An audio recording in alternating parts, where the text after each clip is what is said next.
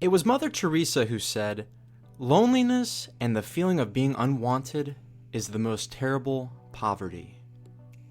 If you're feeling relationally poor right now, this video will provide you 4 insights on how to cope with feeling lonely. The first thing you need to understand is that relationships are living things. So just like all living things, relationships require constant nurture and attention to live and grow. I've learned this truth the hard way. I've had several lonely seasons in my life, and in an attempt to deal with my loneliness, would reach out to a friend or family member I haven't talked to in a while, or would go to a random function to meet new people.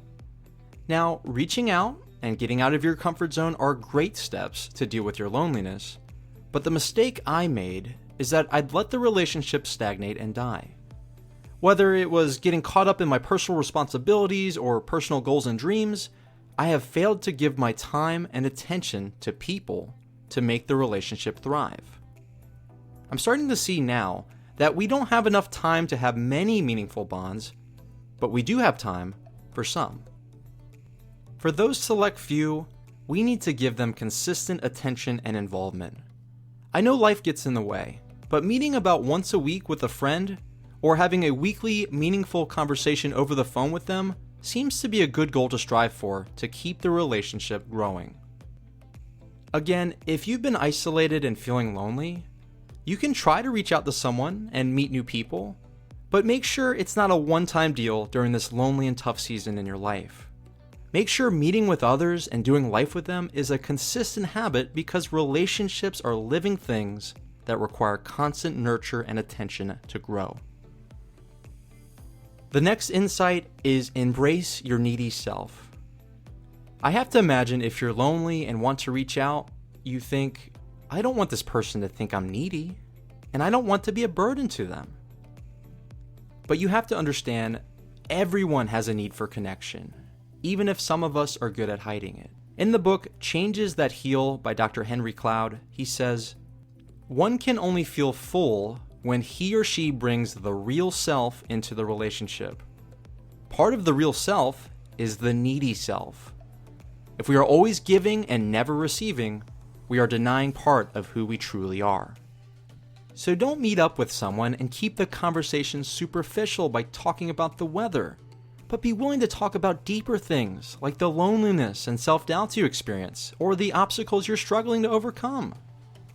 I know talking to people on a deeper level is a risk, but by taking that risk, you put yourself in a position to connect with others at a deeper level, you can overcome your loneliness, and you can also encourage the other person to get deeper also. Again, we all have a needy self. You just need the courage to embrace yours. The next insight to understand is the right person myth. I learned this concept from Andy Stanley. He explains that many people believe that when they meet the right person, everything will be alright and life will be wonderful. But waiting for another person to change your life leads to disappointment because you can't control when and even if they come into your life. Here is something you can control, and it's a question that Andy Stanley challenges us to ask. Am I the person I'm looking for is looking for? Maybe you have someone in mind of who you're looking for, and I imagine you want them to be kind and caring, to be loyal and respectful, etc. It's great to know who you're looking for, but if you meet this person, they'll likely want you to have all these great qualities too. The message I have for you now is that maybe during this season of your life, your time should not be spent searching for the right person, but instead, you should transform your painful loneliness to peaceful solitude.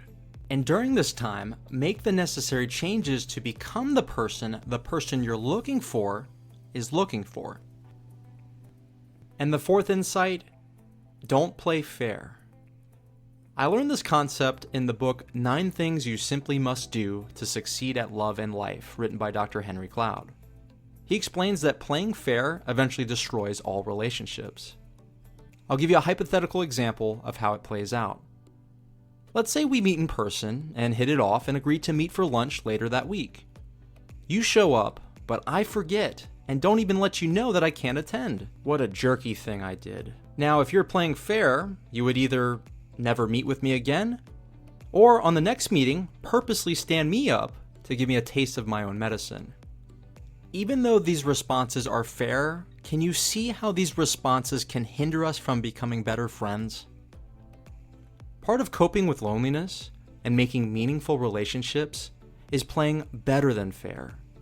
If someone makes a mistake and forgets about a meeting, be willing to forgive them, give them grace, and give them another chance. Now, I'm not suggesting you become a doormat and allow people to walk all over you and allow yourself to be treated poorly, but at the same time, I'm suggesting you show people grace, to stop keeping score, and at certain times in the relationship, be willing to give more than you're receiving.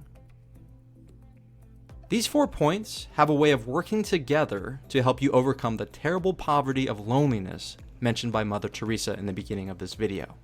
And by making these concepts in the video a habitual practice, it will help to lead you to relational richness.